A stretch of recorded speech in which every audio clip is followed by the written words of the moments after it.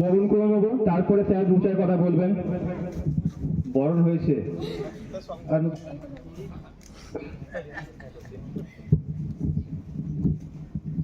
ঘরে ঘরে বরণ, এটা আমার মেয়ে, ওই জন্য ঘরে ঘরে বরণ। হ্যাঁ সুবিধা, কারণ যাই হোক উপস্থিত সবাইকে আমার শুভেচ্ছা, ভালোবাসা এবং বড়দের আমার প্রণাম, আর আমার ছাত্রছাত্রীদের আশীর্বাদ এবং তাদের প্রতি শুভেচ্ছা রইল। তো ভালো লাগছে যে এরকম একটা পরিবেশে আপনাদের সহযোগিতায় ছাত্রছাত্রীরা একটা অনুষ্ঠানের আয়োজন করেছে। এটা সবসময় সুযোগ হয়ে ওঠে না। আর প্রথম অবস্থাতেই একটা ছাত্র বলল 3 মাস আপনাদের জ্বালিয়েছে আমাদের ছাত্রছাত্রীরা। যদি না জ্বালিয়ে থাকে সেটা আপনারা, আমরা সৌভাগ্য এবং আপনাদের সেটা আশীর্বাদ তাদের কাছে। যারা তো যদি না বলে খুবই সুখী হলাম, কারণ এরা আর গান দিয়ে শুরু করলো যে আমরা চাষ জানি না। বাউল গানটা তাই বললো, তো এটা হচ্ছে ইয়ে গান যদিও আমাদের, হ্যাঁ। তো সেখানে চাষ জানি না, তারপরে চাষটা কারা জানে? চাষটা জানে চাষিরা। ছাত্রছাত্রীদের দিককে আমরা যে জ্ঞান দিই সেটা হচ্ছে পুঁথিগত বিদ্যার সাথে যে বাস্তবিক যে চাষবাসের পদ্ধতি প্রণালী সেটা কিন্তু আপনাদের হাতে।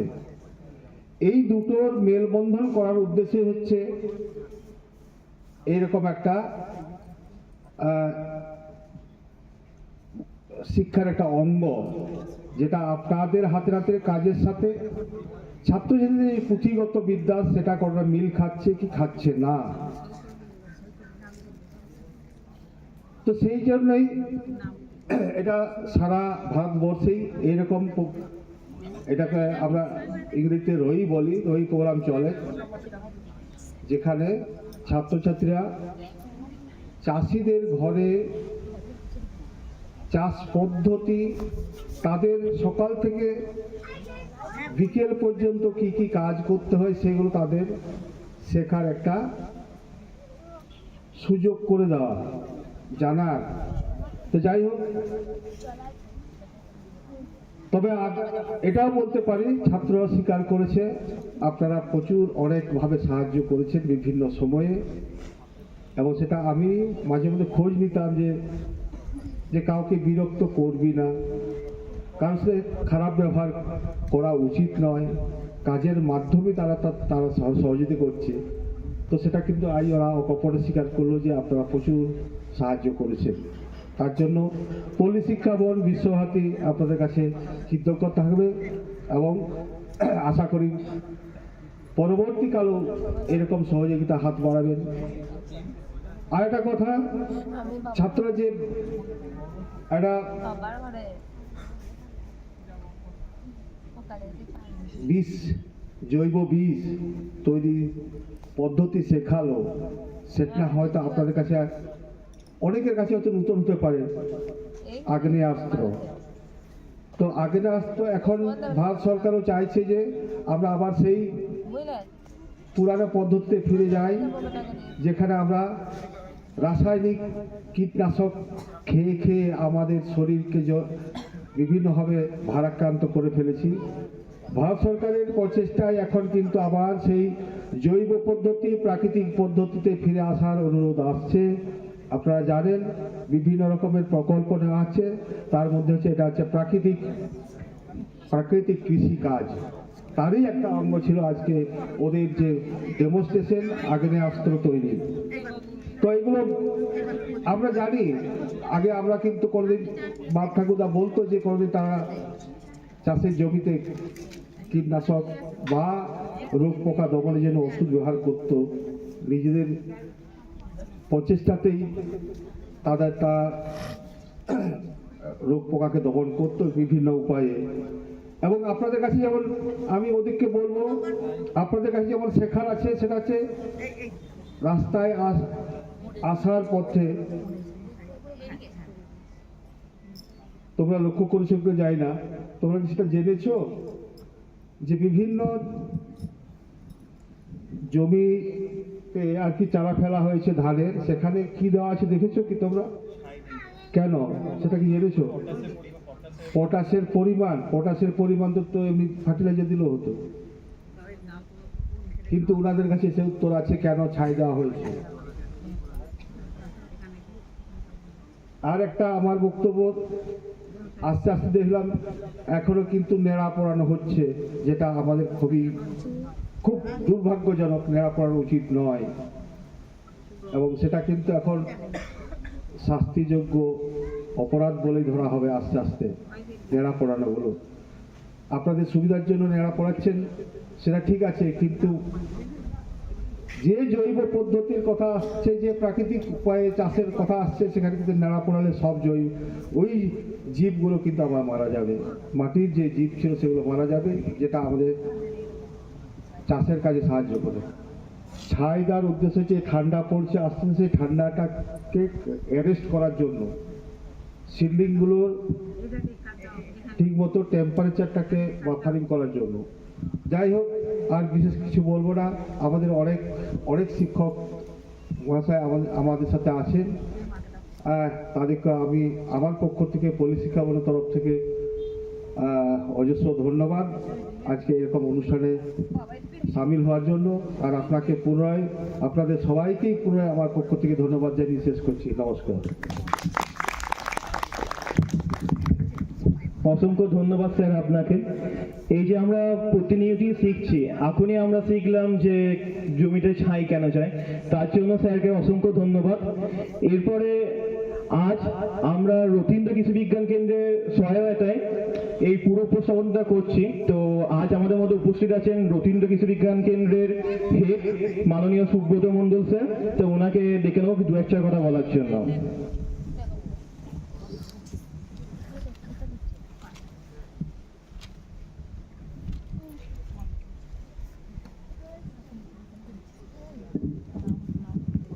নমস্কার। শ্রদ্ধেয় চাষি ভাইয়েরা, বোনেরা, দিদিরা, মায়েরা এবং আমাদের মাননীয় উপাচার্য মহাশয়, আরও শিক্ষকগণ, পল্লী শিক্ষা ভবন কৃষি কলেজের এবং স্নেহের ছাত্রছাত্রীরা, আজকে এখানে যে এরা অনুষ্ঠানটি করছে, এটা হচ্ছে ওরা যে 3 মাস ধরে আপনাদের কাছে শিখেছে, এই প্রাথমিক যে পাঠ ওদের আমাদের মাস্টারমশাইরা দিয়েছেন, তার সঙ্গে প্র্যাকটিক্যাল অভিজ্ঞতা চাষের জমিতে চাষির সঙ্গে, সেটা ওরা অর্জন করেছে। এবং ওরাও নিজেরা তার সেইগুলো নিয়ে নাড়াঘাটা করেছে, কিভাবে নিজেদেরকে আরো উন্নত করা যায় সেই চেষ্টা করেছে। কারণ ভবিষ্যতে এইরকমই একটি বিনয় সরেন, এরকমই একটি সুব্রত মণ্ডল বা মোহনদা যারা আছে, তাদের মতো ওরাও একদিন তৈরি হবে। এবং ভবিষ্যতে কৃষিকার্যের উন্নতির জন্য, দেশের কৃষিকার্যের, আপনাদের কৃষিকার্যের উন্নতির জন্য ওরা বিভিন্ন গবেষণা করবে, নতুন নতুন জ্ঞান, নতুন নতুন তথ্য নিয়ে এসে চাষিদের কাছে নিয়ে আসবে। সেই পুরো প্রকল্পটার আজকে ওদের একটা সিঁড়ির ধাপ, সেই সিঁড়ির ধাপটার একটা অংশ আজকে শেষ করলো। এবং আপনাদের আশীর্বাদে, শুভেচ্ছায় আমাদের ছাত্রছাত্রীরা ভবিষ্যতে এগিয়ে যাবে এই আশা রাখি। রথীন্দ্র কৃষি বিজ্ঞান কেন্দ্রের তরফ থেকে যে কথাটা বলা হচ্ছে, যেহেতু গ্রামে গ্রামে আমাদের কৃষি বিজ্ঞান কেন্দ্রের কাজ রয়েছে, কৃষি কলেজেরই একটা অংশ এই কৃষি বিজ্ঞান কেন্দ্র, ইউনিভার্সিটির অংশ, গোটা বীরভূম জেলা জুড়ে কাজ করে। আপনাদের এই গ্রামে অনেক দিন ধরেই আমাদের আসা যাওয়া আছে। তো এই যে আজকে যে নতুন জিনিসটি বললো ওরা, এখন আমাদের আস্তে আস্তে আমরা একটু প্রাকৃতিক চাষ, ন্যাচারাল ফার্মিং, প্রাকৃতিক খেতি, এই জায়গাটায় আমাদেরকে একটু ঘুরতে হবে। কারণ আমরা গোটা দেশে এখন খাদ্য উৎপাদনে আমাদের স্বয়ংসম্পূর্ণ হয়ে গেছে। আমাদের অন্য দেশ থেকে খাদ্য কিনতে হয় না, আমরাই অন্য দেশে খাবার পাঠাই, ধান গম। তাহলে এখন আমাদেরকে নজর দিতে হবে যে একটু যাতে মানটা ঠিকঠাক হয়। ধানটা আগেকার চালটা খেলে যেমন একটা উপকার পেতাম, এখন অতটা পায় না, শুধু পেটটা ভরে, ভুসিমাল। এই জায়গাগুলোকে আবার একটু করে ফিরিয়ে আনতে হবে। কেন তখন শুধু উৎপাদনই বাড়ানোর দরকার ছিল, কারণ এত এত জনসংখ্যা, সবাইকে তো খাওয়াতে হবে। কিন্তু এখন আমরা এমন উৎপাদন করছি, আমরা গোটা অন্য দেশকে বিক্রি করছি। ধান গমটা, ডালটা জাস্ট মোটামুটি সমান সমান হয়েছে, কিন্তু তেল এখন আমাদেরকে অন্য জায়গায় দেশ থেকে কিনতে হয়। তেল এখনো অন্য দেশ থেকে কিনতে হয়। তো সেই জন্য এখন চিন্তা ভাবনা হচ্ছে যে তাহলে আমাদের মানুষজনের স্বাস্থ্য, মাটির স্বাস্থ্য, এইগুলো যদি আবার একটু নজর দিই, তাহলে আমাদের মাটিগুলো যে নষ্ট হয়ে যাচ্ছে, তাদের যে ধারণ ক্ষমতা কমে যাচ্ছে, ক্রমশ বেশি বেশি রাসায়নিক না দিলে সার হচ্ছে না, এগুলো কি করে ঠিক করা যায়, এইটা মাথায় রেখে আস্তে আস্তে প্রাকৃতিক কৃষির দিকে ঝোঁকা হচ্ছে। এই নয় যে একবারে হঠাৎ করে একটু একটু করে। কিরকম প্রাকৃতিক কৃষির কথা বলা হচ্ছে, যে ধরুন একটা বন, অনেক গাছ আছে, ফল গাছ আছে, তো ফুল গাছ আছে, তো সেই গাছে কিন্তু প্রত্যেক বছরই প্রচুর ফল ফলে, বনের পশু পাখিরা খেয়ে বাঁচে। তো ফলন তো হয়, প্রত্যেক বছরই ফলন হয়। কে সার দেয়, কে জল দেয়? প্রকৃতি, প্রাকৃতিক। তো সেইটা ওই যে মাটির মধ্যে উপকারী জীবাণু ছিল, আছে ওই ফরেস্ট সয়েলে, বনের মাটিতে, সেই উপকারী জীবাণুগুলোর জন্যই কিন্তু মাটিটার স্বাস্থ্য ভালো আছে, যেটা আমাদের এই মাঠগুলোই আর এই উপকারী জীবাণুগুলো নাই। সেইগুলো ফিরিয়ে আনতে গেলে আমাদেরকে এই সমস্ত জিনিস তৈরি করতে হবে। জীবামৃত, বীজামৃত, আগ্নেয়াস্ত্র, এইগুলোকে সরিয়ে আনতে হবে, যাতে করে প্রাকৃতিক চাষটা একটু একটু করে ফিরে আসে। একবার হঠাৎ করে নয়, একটু একটু করে ফিরে আসে, সেদিকে নজর দিতে হবে। সেইটার উপরে ভিত্তি করে ওরা আজকের এই অনুষ্ঠানটা করলো, অসাধারণ হয়েছে। আপনাদের আমরা আবার অনেক অনেক শ্রদ্ধা জ্ঞাপন করি। আমাদের তরফ থেকে আমাদের ছাত্রছাত্রীদের আপনারা আশীর্বাদ করুন, ভবিষ্যতে যেন সবাই ওরা সেইভাবে ভারতবর্ষের কৃষির জন্য কিছু না কিছু অবদান রাখতে পারে। এটুকু বলে আমি শেষ করছি। নমস্কার। অসংখ্য ধন্যবাদ স্যার আপনাকে। আজ আমাদের মধ্যে উপস্থিত আছেন আমাদেরই পল্লী শিক্ষা এবং উদ্ভিদ রোগবিদ্যা বিভাগের একজন প্রফেসর, শ্রদ্ধেয় মোহন কুমার স্যার।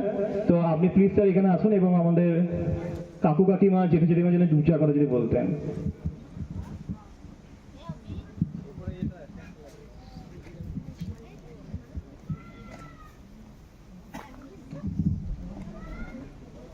সবাইকে নমস্কার জানিয়ে আমি শুরু করছি। আমার আগের প্রবক্তারা তারা বলে গেছে এই ছাত্রদের ব্যাপারে, আমি একটু অন্য দিকটাই বলবো। বিগত 4 বছর আমরা এই ছাত্রদের আমরা পড়িয়ে যাচ্ছি এবং এরা মোটামুটি সব ব্যাপারেই এরা আমাদের বিশ্ববিদ্যালয় থেকে জ্ঞান অর্জিত করেছে। কিন্তু আপনারা তো জানেন যে যেটা পড়ার দিয়ে জ্ঞান আর বাস্তবিক জায়গায় গিয়ে জ্ঞান, দুটোর মধ্যে অনেক তফাৎ আছে। কারণ আলটিমেটলি ওদের পরে কিন্তু এই চাষি ভাইদের উন্নতির জন্য করতে হবে, গ্রামের পরিবেশকে মনে রেখে তাদের মনের মধ্যে কি জিজ্ঞাসা আছে সেই সব দিকে রেখেই আমাদের গ্রামের উন্নয়নের জন্য এটা দরকার।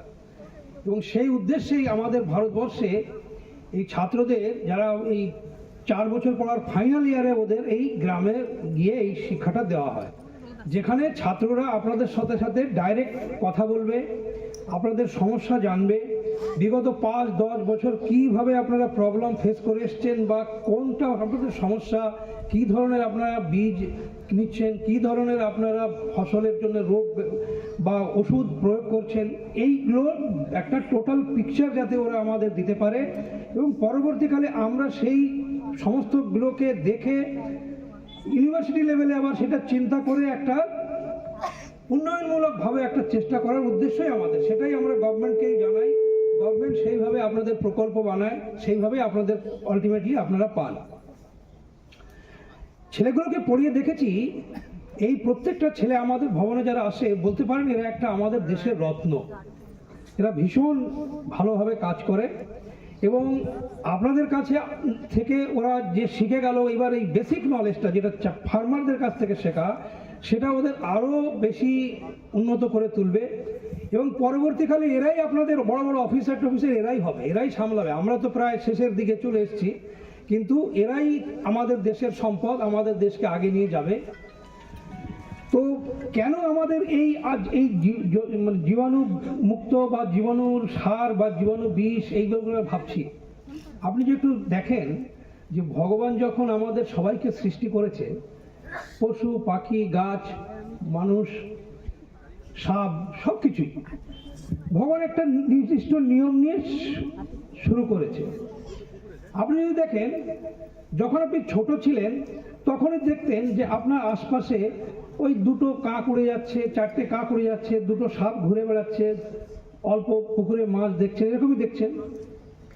আজ 50 বছর পরও সেই একই রকম দেখেন, কিন্তু আপনি যে ওই একটা দুটো সাপ একটা দুটো, এদের কিন্তু সংখ্যা সেইভাবে কিন্তু বাড়ছে না, বরাবরই একই টাইপের থাকে। কিন্তু মানুষকে যদি আপনি দেখেন, আগে হয়তো দেখলেন এই গ্রামের একটাও লোক পাওয়া যেত না, দুপাশে জঙ্গল ছিল, আজ কিন্তু সেটা আর নেই। তার মানে ভগবান যেটা করতে বলেছে সবাইকে যেমন রাখছে, আমরা কিন্তু নিজেদের বুদ্ধি বা মস্তিষ্কের বুদ্ধির জন্য আমরা ওইটাকে কিন্তু ধ্বংস করে ফেলছি ধীরে ধীরে। সেই একই জায়গায় একটা বাড়িতে যখন ধরেন একে করে 10 জন খাবারের ছিল, এখন সেখানে 25 জনের খাবার হয়ে গেছে। অতএব যেখানে সংঘর্ষ হবে সেখানে তো আপনার যেভাবে হোক আপনি সামাও পেট ভরার জন্য করবেন, এবং সেটাই আমরা বিগতভাবে করে এসে আমাদের মাটি, আমাদের বায়ু, বাতাবরণ, মানে পরিবেশ সব কিছু খারাপ করে ফেলেছি। এখন এই অবস্থা যদি দেখা যায় যে আমাদের যে এই যে এরপরে আমাদের সমস্যা সবচেয়ে বড় আসবে জলের, কারণ এইভাবে আমরা চাষ করতে করতে জল দিয়ে আর কতদিন চলবে? অনেক দেশে এর সমস্যা চলে এসছে। সেইটা থেকে আমাদের অগ্রিম চিন্তা করা হচ্ছে যে আমরা আবার পুরনো দিকে চলে যাব। তার মানে যাতে আমাদের ওই পরিবেশের সাথে নিজেদের সামঞ্জস্য থাকে, আমরা যেন ভালোভাবে বাঁচতে পারি। যেটা দেখবেন পুরনো দিনে আমাদের সেই আদিবাসী ভাইয়েরা বা গ্রামে ওরা সেইভাবে চাষ করতো, পরিবেশকে ভালোবাসতো, জঙ্গলকে ভালোবাসতো, সেই ধরনের চিন্তাধারাটা কিন্তু আবার চলে আসছে এবং সেই ধরনের জন্যই এইসব কিছু করা। আর এটাই আমাদের মানে পরবর্তীকালে বাঁচতে সাহায্য করবে। আর না হলে যেভাবে বিষ প্রয়োগ হচ্ছে, আপনি দেখছেন পাঞ্জাবে এমন একটা অফিস আছে, একটা গ্রাম আছে, যেখানে থেকে প্রতি বছর ক্যান্সারের পেশেন্ট ট্রিটমেন্ট করতে যায় বলে ট্রেনের নাম হয়ে গেছে ক্যান্সার ট্রেন। বুঝতে পেরেছেন তো? মানে এইভাবে মানে অন্য দিকটা আছে, সেটা যেন আমাদের না হয়, আমরা যেন ভালোভাবে বাঁচতে পারি। সেই জন্যই এইসব প্রযুক্তি, এই প্রাকৃতিক জিনিস নিয়ে করা সেই সবগুলো শুরু হচ্ছে। তো আপনারা আমি যেহেতু এই বিষ আর এই রোগ আর এই পোকা বিভাগের একজন অধ্যাপক, আপনারা বিষ খুব কম প্রয়োগ করুন। বিষ প্রয়োগ বেশি করলে আর মনে করবেন যেটা বিষ প্রয়োগ করছেন সেটা হয়তো আপনার বাড়ির ছেলে খাচ্ছে না, কিন্তু বাজারে সে অন্য একজনের ছেলে তো খাচ্ছে, সেও তো আমাদের দেশের সম্পদ। সেইটা ভাববেন। অকারণে এই বেগুনের পোকার মধ্যে বেশি করে রোগ দেওয়া, এই বিষ দেওয়া, এইসব দিলে সবাই যদি এইভাবে ভাবে তাহলে আমাদের কি হবে বলুন? আমাদের মধ্যে ওই রকম রোগ ব্যাধি বাড়বে, হসপিটালে ওষুধের দাম তো জানেনই কত কিনতে হবে। সেই সমস্ত জিনিস মনে রেখেই আমাদের এইসব করা। আপনারা এটা ফলো করুন, নিশ্চয়ই এর ভালো পাবেন এবং সমষ্টিগততে করতে হবে। এই ভাববেন আপনি আমারটা করে দিলাম আর ও করলো না, তাহলে কিন্তু এই প্রাকৃতিক চাষবাস হবে না।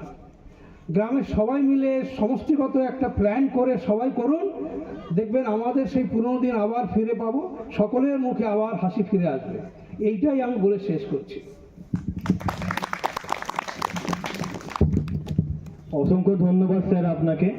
তো এতক্ষণ আমাদের প্রথম পদ্ধতি প্রদর্শন হলো, এরপর স্যারদের বক্তৃতার পর আমরা আমাদের পরবর্তী প্রদর্শন রোল প্লে বা একটি নাটক প্রদর্শন করব।